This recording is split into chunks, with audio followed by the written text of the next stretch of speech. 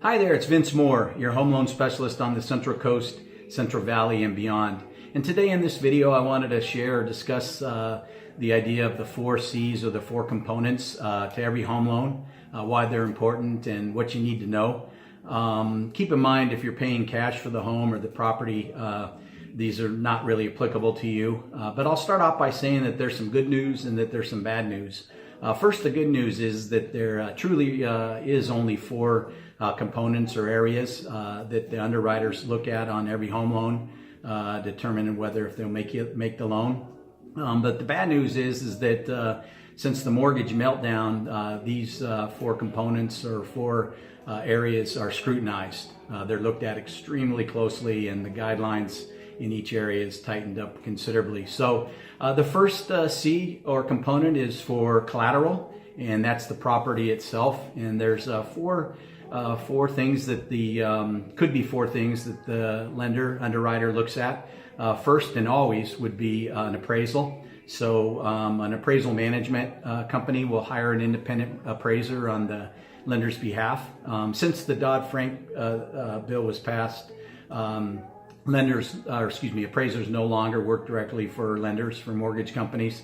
So, but they'll go out and they'll do an appraisal and give their opinion of value based on that moment in time, based on that day. And the way they come up with that value is a couple ways. First, and most weight given to the comparable sales, the homes that have closed over the course of the past few months or several months that are similar in size, bed, baths, age, etc.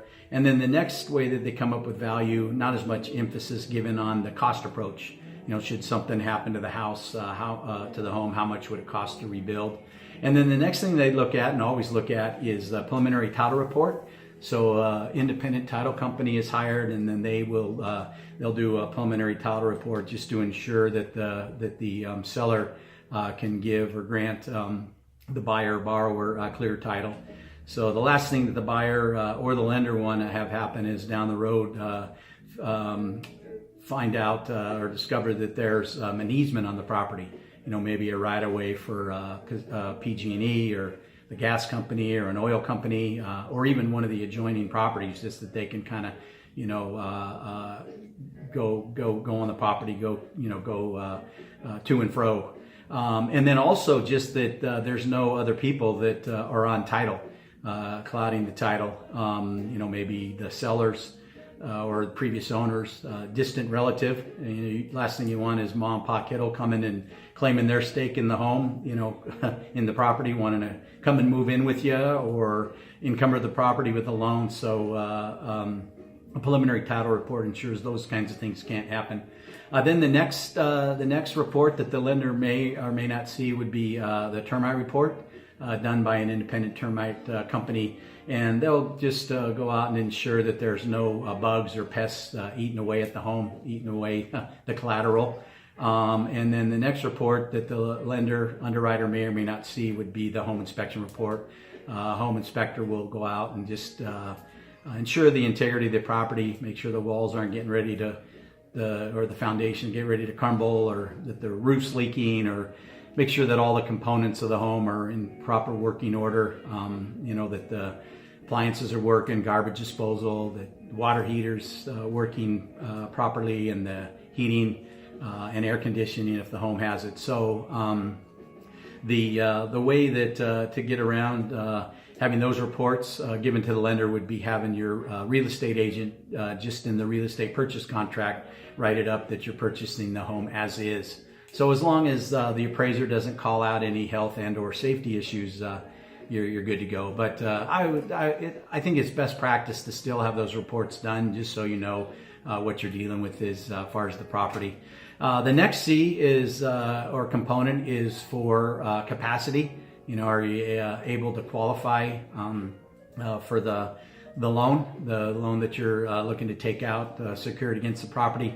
So the way that they'll determine that is they'll take the proposed housing monthly housing expense, the principal, interest, property taxes, homeowners insurance, mortgage insurance if it's applicable, and they'll divide by your monthly income. And you can have about a third of your income for that proposed housing expense. So 31 to 33%. And they'll also look at all of your debt in relation to your income and that the proposed housing. So they'll take the PITI plus any other monthly bills you may have, automobile loans, student loans, credit cards, etc. They'll add those together and divide by your monthly income, and that can be about 45%. So as far as monthly income, it's a gross amount for employed borrowers, and it's a net amount for self-employed borrowers. Plus, there's other income that can be considered. If you can average, all income is averaged over the past 2 years, and then needs to have a continuance of 3 years. But you can also include bonus income, commission income, maybe dividend and interest income, 401k, IRA income. So, or maybe you've got a corporation, so you've got some corporate income or some partnership income or K1, etc. So, but again, it's got to be verified for the average for the previous 2 years, and then it's got to continue for 3 years. So, then the next C or component is for credit, and basically just a credit report is run, and the middle score is used for using to qualify you for the loan. If there's a borrower co-borrower scenario, a husband and wife, then the lowest of the two middle scores is used for qualifying. So there's not a lot of wiggle room or no wiggle room with those numbers. So if and for a conventional loan, you're looking about the lowest score being about 620. And then for government loans, particularly FHA, some lenders will go down as low as 580. So if you're just under those thresholds, then your loan officer may be able to do some things to bump your scores up right away. If not, if you're a little further away from those thresholds or those minimum scores, then they may want to suggest an independent credit repair company to get your scores up. So, and then the fourth C or component is capital. How much money are you working with in the way of the down payment and for the down and closing costs. So all monies for down payment is verified for the past 60 days. Minimum of 60 days. So, and that can come from checking accounts, savings accounts, CDs, money markets, etc. So, depending upon the type of loan you're doing will determine how much a down is going to be required. So, with conventional loan, the maximum loan to value is 97%, or so 3% down. With FHA loan, it's 3.5% down, so 96.5% loan to value with 3.5% down. And then with VA and USDA loans, you can do 100%. So, and then jumbos typically requires about minimum 20% down. But regardless if you have a down payment or not, there's always closing costs. So keep that in mind. They are negotiable. The sellers can pay those closing costs on your behalf. And you also can get a gift letter for the down payment and closing costs. It does have to be an immediate relative, either parents or children or siblings, etc. It can't be your mom's, cousin on her, your mom's third cousin on her side. So it does have to be an immediate relative. So those are the 4 C's or the 4 components to every home loan. Again, it's the collateral, the capacity, the credit, and the capital.